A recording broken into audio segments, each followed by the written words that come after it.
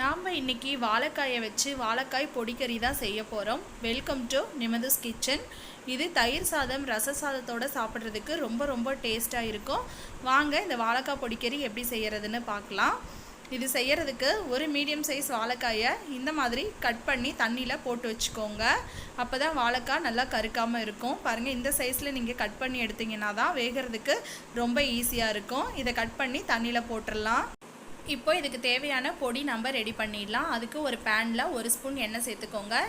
இது கூட 1/2 ஸ்பூன் கடலைப்பருப்பு, 1 ஸ்பூன் உளுந்தம்பருப்பு சேர்த்து மீடியம் ஃப்ளேமில் வச்சு 1 நிமிஷம் நல்லா வறுத்துக்கோங்க. பருப்புக்கு லைட்டாக கலர் சேஞ்ச் ஆகி வந்ததும் 1/2 ஸ்பூன் ஜீரகம் சேர்த்துக்கோங்க, 1/2 ஸ்பூன் மிளகு சேர்த்துக்கோங்க, 1/2 ஸ்பூன் சோம்பு சேர்த்துக்கோங்க.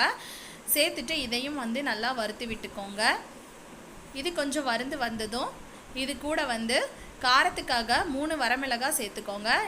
காரம்னு பார்த்தீங்கன்னா நம்ம மிளகு சேர்த்திருக்கோம், கூடவே வரமிளகாய் சேர்த்திருக்கோம். உங்கள் காரத்துக்கு தகுந்த மாதிரி எவ்வளோ வேணுமோ நீங்கள் சேர்த்துக்கோங்க. நான் இன்றைக்கி 3 வரமிளகாய் சேர்த்திருக்கேன். சேர்த்திட்டு 1 ஸ்பூன் அளவுக்கு வர மல்லி சேர்த்துக்கோங்க. டேஸ்ட் ரொம்பவுமே நல்லாயிருக்கும். இப்போ இதை நல்லா நம்ம வறுத்துக்க போகிறோம். இதை ஒரு நிமிஷம் போல் நல்லா வறுத்துக்கோங்க. இது கூட வாசனைக்காக கொஞ்சமாக கருவேப்பிலை சேர்த்து வதக்கிக்கோங்க. பாருங்கள், இந்த மாதிரி நீங்கள் வறுக்கும்போது நமக்கு கருவேப்பிலை ஃப்ளேவரோடு சேர்த்து சாப்பிடும்போது ரொம்பவுமே டேஸ்ட்டாக இருக்கும்.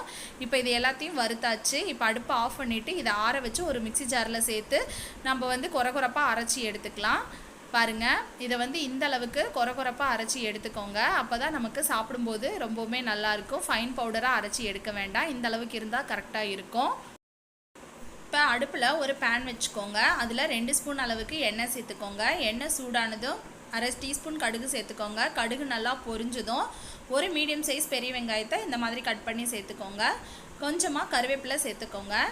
நீங்கள் பெரிய வெங்காயத்துக்கு பதிலாக சின்ன வெங்காயம் சேர்த்து செஞ்சிங்கனாலும் இது நல்லாயிருக்கும். டேஸ்ட் ரொம்ப நல்லாயிருக்கும். இது கூட 6-7 பல் பூண்டை இடித்து சேர்த்துக்கோங்க. இந்த மாதிரி பூண்டை கட் பண்ணி சேர்த்தாமல் இடித்து சேர்த்தும் போது நமக்கு இன்னும் டேஸ்ட் சூப்பராக இருக்கும்.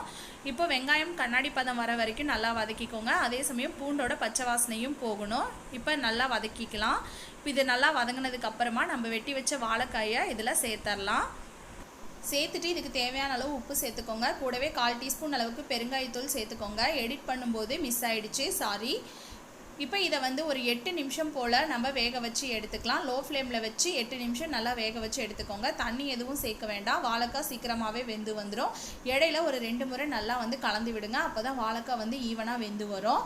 இப்போ 8 நிமிஷத்துக்கு அப்புறம் நம்ம ஓப்பன் பண்ணி பார்க்கலாம். சூப்பராக வெந்துருச்சு பாருங்கள். கலர் நல்லா சேஞ்ச் ஆகி வந்திருக்கு. வாழைக்காய் சூப்பராக வெந்திருக்கு. இப்போ இது கூட நம்ம அரைச்சி வச்சுருக்கிற பொடியை நம்ம சேர்த்துடலாம். நான் இன்றைக்கி எடுத்துருக்கிற மீடியம் சைஸ் வாழைக்காய்க்கு நான் அரைச்ச பொடி கரெக்டாக இருக்கும். அதனால் நான் எல்லா பொடியுமே நான் சேர்த்துக்கிறேன். நம்ம ஏற்கனவே செலவு சாமான்கள் எல்லாத்தையும் நம்ம வறுத்து தான் அரைச்சிருக்கோம். அதனால் ஒரு 2-3 நிமிஷத்துக்கு மட்டும் இந்த மாதிரி கலந்து விட்டிங்கன்னாவே போதும். பாருங்கள், இந்த மாதிரி மீடியம் ஃப்ளேமில் வச்சு நல்லா கலந்து விட்டுக்கோங்க. அவ்வளோதாங்க, சூப்பரான வாழைக்காய் பொடிக்கறி நமக்கு ரெடி ஆகிடுச்சுங்க. ரச சாதம் தயிர் சாதம் கூடையெல்லாம் சாப்பிடும்போது அவ்வளோ டேஸ்ட்டாக இருக்கும். ஃப்ரெண்ட்ஸ், நீங்களும் இந்த வாழைக்காய் பொடிக்கறியை வீட்டில் ட்ரை பண்ணி பார்த்துட்டு எப்படி வந்துச்சுன்னு கீழே எனக்கு கமெண்ட் பாக்ஸில் கமெண்ட் பண்ணுங்கள். வீடியோ பிடிச்சிருந்தா வீடியோக்கு ஒரு லைக் கொடுத்துட்டு நம்ம சேனலையும் சப்ஸ்கிரைப் பண்ணிக்கோங்க.